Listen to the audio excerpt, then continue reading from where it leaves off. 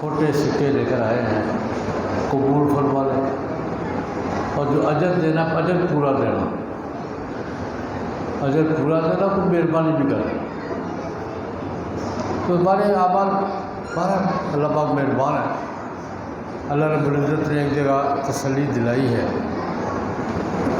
ہمارے جیسے لوگوں کو اللہ پاک نے ایک جگہ تسلی دی ہے، وآخرون اعترفوا بذنوبہم خلطوا عملا صالحا آخر سیئا۔ ہمارا کچھ مسلمان ایسے بھی ہیں، قرآن پاک میں ہے، کچھ مسلمان ایسے بھی ہیں جو اپنے گناہ گار ہونے کا احساس رکھتے ہیں، خلطوا عملا صالحا وآخر سیئا، اچھے اور برے کام گڑبڑ کرتے ہی رہتے ہیں، کبھی اچھا کر لیا، کبھی برا کر لیا، کبھی نیکی کر لی، کبھی گناہ کر لیا۔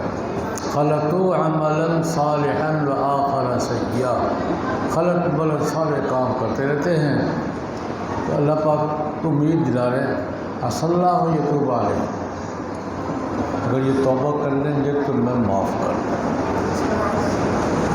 اگر یہ توبہ کر لیں گے تو میں معاف کر دوں گا، عسى اللہ یتوب علیہ، ان اللہ غفور الرحیم۔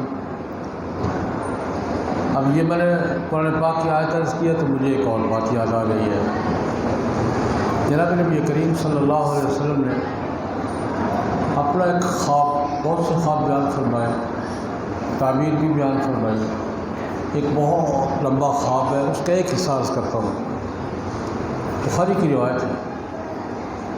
خواب کے مختلف مراحل ہیں، ایک مرحلہ یہ ہے، نبی کریم صلی اللہ علیہ وسلم فرماتے ہیں مجھے دو ساتھی لے کر گھوم پھر رہے تھے، ایک بستی میں گئے، بستی ایسی تھی کہ میں نے زندگی میں ایسی خوبصورت بستی نہیں دیکھی، میں دور سے دیکھ رہا ہوں، بڑی اچھی خوبصورت بستی ہے، کھلے راستے ہیں اور ہر طرف سبزہ ہے اور بہت بڑی رونق ہے۔ میں غور سے دیکھ رہا ہوں، دیکھا کہ بستی کی جو عمارتیں ہیں سونے اور چاندی کی اینٹوں سے بنی ہوئی ہیں۔ میں نے پوچھا بھائی کہاں لائے ہو؟ خواب کی بات ہے، اپنے خود کو لے جانے والے بھائی کہاں لائے ہو، یہ کون سی بستی ہے، کون سی کالونی ہے؟ میں کہا بتائیں گے، دیکھیں ذرا بھی، گھومتے پھرتے خوش ہو رہا ہوں، یار کیسی عجیب بستی ہے۔ ایک طرف پانی کی نہر ہے، صاف شفاف پانی کی بھری ہوئی نہر ہے، پانی چل رہی ہے، اور میں پانی کو دیکھ کے خوش ہو رہا ہوں کہ نہر بھری ہوئی ہے اور اتنا صاف پانی، شفاف پانی۔ اتنے میں دیکھا کہ دوسری طرف سے، نہر کے دوسرے کنارے سے بہت سے لوگ نہر کی طرف آ رہے ہیں، ہجوم ہے بے پناہ لوگوں کا۔ قریب آئے، میں نے دیکھا تو چہرے عجیب سے ان کے، انسان ہیں لیکن چہروں کی کیفیت یہ ہے، نصفہ کاحسن ما رأیت و نصفہ کاحسن اقبح ما رأیت، چہرے کا آدھا حصہ اتنا خوبصورت ہے جتنا خوبصورت تم دیکھ سکو، اور اسی چہرے کا باقی آدھا اتنا بدصورت ہے جتنا بدصورت دیکھ سکو۔ آدھا چہرہ خوبصورت ترین ہے اور باقی آدھا بدصورت ترین ہے۔ اب میں غور سے دیکھ رہا ہوں کہ بڑا ہجوم ہے لوگوں کا، یہ کون ہے یار، یہ کون لوگ ہیں؟ انہوں نے کہا بتاتے ہیں، انہوں نے ہجوم کو آواز دی، نہر میں کود جاؤ بھائی، آواز دی کہ نہر میں کود پڑو، اور نہر میں کود کر ادھر آ جاؤ۔ وہ سارا ہجوم نہر میں کود گیا، 2 غوطے 3 غوطے لگائے اور نہر میں تیرتے ہوئے ادھر اس کنارے سے شہر میں داخل ہو رہے ہیں۔ بس جو ہی وہ شہر سے نکل رہے ہیں، یعنی شہر میں داخل ہو رہے ہیں، نہر سے نکل کر تو چہروں کی ساری بدصورتی غائب ہے. اس کنارے پر تھے تو چہروں کی کیفیت کیا تھی؟ آدھا چہرہ خوبصورت ترین، آدھا چہرہ بدصورت ترین. نہر میں کودے ہیں، 2 4 غوطے لگا کر ادھر نکلے ہیں تو ساری بدصورتی غائب ہو گئی. میں نے ساتھیوں سے کہا یار بتاؤ تو صحیح کیا دکھا رہے ہو مجھے، کمنٹری تو کرو. فرشتے تھے وہ. انہوں نے کہا جناب اس بستی کا نام ہے عدن، جنات عدن. یہ آپ کی کالونی ہے، یہاں آپ نے آنا ہے. ہماری آج ڈیوٹی یہ تھی، فرشتے ہم آپ کو آپ کی کالونی دکھانے آئے ہیں. وہ محل ہے آپ کا، وہ آپ کا ایوان صدر ہے، آپ کا محل ہے. یہ بستی آپ کو دکھانی تھی، اور یہ جنت کی خوبصورت ترین بستی ہے، آپ کا ٹھکانا ہے. اچھا یہ لوگ کون تھے؟ چہرے کی عجیب کیفیت ہے، آدھے خوبصورت آدھے بدصورت. انہوں نے یہ آیت پڑھی جن کا قرآن پاک میں ذکر ہے، خلطوا عملا صالحا وآخر سیئا. یہ وہ لوگ ہیں آپ کی امت کے جو اپنے گناہ گار ہونے کا احساس رکھتے تھے، اچھے کام بھی کرتے تھے، برے بھی کرتے تھے، صحیح بھی کرتے تھے، غلط بھی کرتے تھے. غلط. اچھا یہ نہر میں کودے ہیں، دوسری طرف نکلے ہیں تو بدصورتی ساری غائب ہو گئی. انہوں نے کہا کہ یہ چہروں پر جو حسن ہے نا، ان کی نیکیوں کی علامت ہے، اور چہروں پر جو بدصورتی ہے گناہوں کی علامت ہے. ان کے اندر کے گناہ سے چہرہ انسان کی اندر کی کیفیت کا آئینہ دار ہوتا ہے. یہاں بھی ہوتا ہے. انسان کے دل میں غصہ ہو تو چہرے سے محسوس ہوتا ہے، نہیں ہوتا؟ اور خوشی، انسان کے اندر کی کیفیت چہرے سے محسوس ہوتی ہے، یہ نہیں ہوتی. اندر کا غصہ چہرہ بتاتا ہے، باڈی لینگویج میں نہیں کہتے ہیں.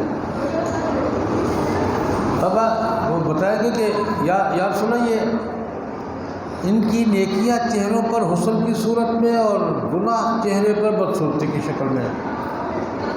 اچھا یہ نہر کون سی ہے جس میں یہ کودے ہیں اور 2 4 غوطے کھائے ہیں، اور چہروں کی ساری بدصورتی کیا ہو گئی ہے، غائب ہو گئی ہے؟ تو فرشتوں نے کہا یا رسول اللہ یہ توبہ اور استغفار کی ہے. ان اللہ غفور رحیم. یہ توبہ اور استغفار کی نہر ہے. یہ آپ کی امت کے لیے اللہ پاک نے یہ سہولت رکھی ہے. پہلی امتوں کو بھی تھی لیکن آپ کے لیے بطور خاص رکھی ہے کہ توبہ کر دیں تو گناہ ختم ہو جاتا ہے، استغفار کر دیں تو گناہ مٹ جاتا ہے. اللہ کی بارگاہ میں جھک جائیں تو گناہ سارے ڈیلیٹ ہو جاتے ہیں، ختم ہو جاتے ہیں. یہ آپ کی امت کے لیے اللہ پاک نے سہولت رکھی ہے. تو یہ رمضان المبارک توبہ کا مہینہ ہے، استغفار کا مہینہ ہے، رحمتوں کا مہینہ ہے. اس کو ہم کہتے ہیں رمضان المبارک ہے. رمضان کا نام ہم اکیلا لفظ نہیں بولتے، ناصاف کیا کہتے ہیں؟ رمضان المبارک. میں ایک بات عرض کرنا چاہتا ہوں، برکت کیا چیز ہے؟ برکت کیسے حاصل ہوتی ہے اور برکت کے اثرات کہاں تک ہوتے ہیں؟ یہ 2 باتیں آپ کو پھر دعا کریں. برکت ہماری ضرورت ہے، رحمت ہماری ضرورت ہے. برکت اور رحمت کے ذریعے ہی ہمارا نظام چلتا ہے، لیکن برکتیں اور رحمتیں حاصل کیسے ہوتی ہیں یہ مجھے اور آپ کو سمجھنا چاہیے. ضرورت تو ہے، حاصل کرنے کا کوئی طریقہ بھی ہے کہ ہم نے بجلی کا وائرنگ کروا لی تو کیا کریں گے؟ باپ باپ کے پاس کنیکشن لے لیں. گیس کی ساری پائپنگ کروا لیا تو میٹر کسے لے لیں؟ سسٹم ہے. برکتیں ہمیں چاہیے، ملے گی کہاں سے؟ تفصیل لمبی بات نہیں کرتا، لیکن ایک بات سمجھ لیں، برکتیں لے کر کون آتا ہے؟ ہمارے زمانوں کو لگتا ہے برکت کا فرشتہ، رحمت کا فرشتہ۔ برکتوں کا محکمہ کون سا ہے؟ فرشتہ۔ رحمتوں کا محکمہ کون سا ہے؟ فرشتہ۔ برکتیں کون لے کر آتا ہے؟ فرشتے۔ رحمتیں کون سے لے کر آتا ہے؟ فرشتے۔ اگلی بات اگر آپ مجھے اجازت دیں تو عرض کروں، برکتوں کا محکمہ فرشتے ہیں، رحمتوں کا محکمہ فرشتے ہیں۔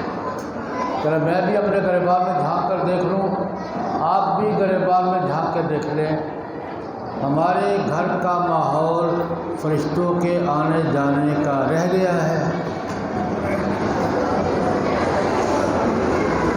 جس محکمے نے برکتیں لے کر آنی ہیں، ان کے آنے جانے کا ہمارا گھر کا ماحول رہ گیا ہے۔ فرشتے ویسے نہیں آتے، فرشتہ تو بڑی حساس مخلوق ہے، اتنی حساس مخلوق ہے، جناب نبی کریم صلی اللہ علیہ وسلم نے اپنے ساتھیوں سے کہا، صحابہ کرام سے، کہ یار میری فرشتوں سے سرگوشیاں رہتی ہیں، ہر وقت ملاقات گفتگو رہتی ہے، میری مجلس میں لہسن کھا کے نہ آیا کرو، فرشتوں کو تکلیف ہوئی۔ بڑا حساس مخلوق ہے، فرشتہ لہسن کی بو سے تو تکلیف محسوس کرتا ہے، ہماری حرکتوں سے بھی کوئی تکلیف محسوس کرتا ہے، ہم لوگ کر رہے ہیں۔ لیکن میں یہ سوال اپنے ذہن میں اور آپ کے ذہن میں ڈالنا چاہتا ہوں، کیا ہمارے گھروں کا ماحول فرشتوں کے آنے جانے کا رہ گیا ہے؟ تو نہیں آئے گا تو رحمت کون لائے گا؟ ہمارے گھر کے ماحول میں فرشتوں کا آنے جانے کی دلچسپی زیادہ ہے یا دوسری مخلوق کی؟ میں ایک مثال دیا کرتا ہوں، گھر کے ماحول میں صفائی ہے اور بالکل صاف ستھری نالیاں اور غسل خانہ اور صحن، اور گھر کے صحن میں کیائی لگی ہوئی، پھول کھلے ہوئے ہیں، ماحول کس کا ہے؟ کلیوں کا، بلبل کا، جگنو کا۔ ماحول میں نے کس کا بنایا ہوا ہے؟ پھول ہے، کیاری ہے، صفائی ہے، خوشبو ہے، کون آئے گا؟ بلبل، کوئل آئے گا۔ اور گھر کا ماحول بکھرا ہوا ہے اور نالیاں صاف نہیں ہیں، کوڑا لگا ہوا ہے، یہاں کون آئے گا؟ بلبل تو نہیں آئے گا، پکی۔ تتلیاں بھی نہیں ہیں، جگنو بھی نہیں ہیں، کون آئے گا؟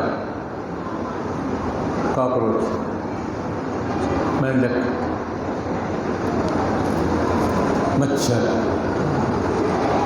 ماحول مچھر کا ہے تو مچھر آئے گا، ماحول بلبل کا ہے تو بلبل ہے۔ میں خلاصہ بات کہی ہے، میرے گھر کا ماحول اگر بلبل والا ہے تو بلبل آئے گی، میرے گھر کا ماحول اگر مچھر والا ہے، مینڈک والا ہے تو مینڈک آئے گا۔ مجھے مینڈکوں کے آنے پر کسی کو کوسنے کے بجائے گھر کا ماحول صاف کرنا ہوگا۔ مینڈک آئے گا، ٹکرائے گا، اور بلبل کی چہک، دونوں میں فرق تو آپ کو معلوم ہے۔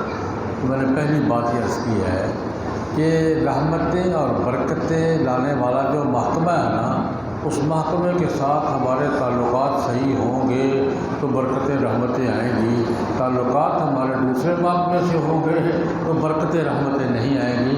برکتیں تو لاتے ہیں فرشتے، اور فرشتے کس پر آتے ہیں؟ نواز پر۔ فرشتے کس پر آتے ہیں؟ قرآن پاک کی تلاوت۔ فرشتے کس پر آتے ہیں؟ جناب نبی کریم صلی اللہ علیہ وسلم کے تذکرے۔ فرشتے کس پر آتے ہیں؟ درود شریف پر۔ فرشتے کس پر آتے ہیں؟ ذکر اذکار۔ فرشتے رحمت کے اسباب یہ ہیں، تو میں نے یہ بات عرض کی کہ رحمتیں ہماری ضرورت ہے، لیکن اس کا راستہ کیا ہے؟ فرشتوں سے دوستی کرنی پڑے گی، رحمتیں لانے والے محکمے سے تعلق بنانا پڑے گا، اور وہ بنتا ہے نماز سے، تلاوت سے، ذکر سے، درود شریف سے، اور گھر کے ماحول کو صاف کرنے سے وہ تب بنے گا۔ اور ایک بات اور کرنا چاہتا ہوں، اللہ ہمیں رحمتیں نصیب کرے۔ ہم نے ساری رحمتیں مسجدوں میں سمیٹ دی ہیں، تو یہی ٹھیک ہے، باقی ہمیں ادھر ادھر ضرور رکھیں۔ مسجدوں کے سارے کام ہم نے کہاں بند کر دیے ہیں؟ رحمتوں برکتوں والے سارے کام ہم نے سماٹ کے کہاں کر دیے ہیں؟ مسجدوں کو، گھروں کو فرق کر دیا، لیکن اللہ کے گھر ہے، رحمتیں آتی ہیں۔ یہاں کی رحمتیں بھی ہمارے لیے اللہ کی خصوصی رحمتیں ہیں۔ رحمت جہاں نازل ہوتی ہے وہ چار دیواری میں بند نہیں رہتی، رحمت جہاں بھی نازل ہوتی ہے۔ میں مثال دوں گا، ابھی ہم بیٹھے ہوئے ہیں، موسم ذرا گرم ہے، ایک طرف سے ٹھنڈی ہوا آئی ہے، ادھر سے یا ادھر سے ٹھنڈی ہوا آئی ہے، تو میرے منہ پر، آپ کے منہ پر سب سے پہلی بات کیا ہوگی؟ ادھر بارش ہوئی ہے، جموں کی طرف بارش ہوئی ہے، بارش نظر آ رہی ہے، بادل دکھائی دے رہے ہیں، بارش کا قطرہ محسوس ہو رہا ہے۔ اب بارش محسوس ہو رہی ہے کہ نہیں ہو رہی ہے؟ بارش کے اثرات محسوس ہو رہے ہیں یا نہیں ہو رہے ہیں؟ اس بارش کے اثرات 20 میل تک محسوس ہوتے ہیں، تو اللہ کی جو رحمتیں برستی ہیں وہ چار دیواری میں بند رہتی ہیں۔ اس لیے آج کی گفتگو کا خلاصہ میں یہ عرض کروں گا، اول تو ہمیں اپنے گھروں کو رحمتوں کا ماحول بنانے کی کوشش کرنی چاہیے، اس کے بغیر کام چلے گا نہیں۔ گھروں کے ماحول کو ٹھیک کرنا چاہیے، نہیں کرنا چاہیے، اور وہ ویسے باتوں سے نہیں ہوگا، صفائی سے ہوگا، پھول لگانے سے ہوگا، ماحول بنانے سے بنے گا۔ پہلی بات تو یہ کہ ہمیں اپنے گھروں کے ماحول کو برکتوں اور رحمتوں والا بنانے کی کوشش کرنی، فکر کرنی چاہیے، کوشش کرنی چاہیے۔ اور دوسرا مرحلہ یہ ہے کہ یہ اگر ہم سے نہیں ہوتا تو جو رحمتوں اور برکتوں کے مراکز ہیں ان سے ہمارا تعلق صحیح ہونا چاہیے، مسجد کے ساتھ ہمارا معاملہ صحیح ہونا چاہیے، اللہ کے گھروں کے ساتھ ہمارا آنا جانا صحیح، مسجدیں آباد رکھنی چاہیے، اور مسجدوں میں آنا جانا رکھنا چاہیے۔ چلو گھر میں نہیں آتے، ڈبو سے تو مل جاتی ہے نا، ایک چیز گھر میں نہیں آ رہی تو چلو ڈبو سے تو مل جاتی ہے نا۔ یہ رحمتوں کے ڈبو ہیں، یہ برکتوں کے مراکز ہیں، اور رمضان کا مہینہ تو سیزن ہے برکتوں کا، رحمتوں کا۔ قاری صاحب جنہوں نے قرآن پاک کی تلاوت کی ہے، قرآن پاک سنایا ہے، اور جن نمازیوں نے قرآن پاک سنا ہے، اور مسجد کی انتظامیہ جنہوں نے انتظام کیا ہے، سب کو مبارکباد دیتا ہوں۔ اللہ تبارک و تعالیٰ ہمارا یہ عمل قبول فرمائے، بار بار اس عمل کی توفیق عطا فرمائے، اور مولا کریم ہمیں اپنے اور اپنے حبیب صلی اللہ علیہ وسلم کی رضا والے کام کرنے کی توفیق عطا فرمائے۔ اللہم صلی علی سیدنا محمد النبی الامی وآلہ وصحبہ۔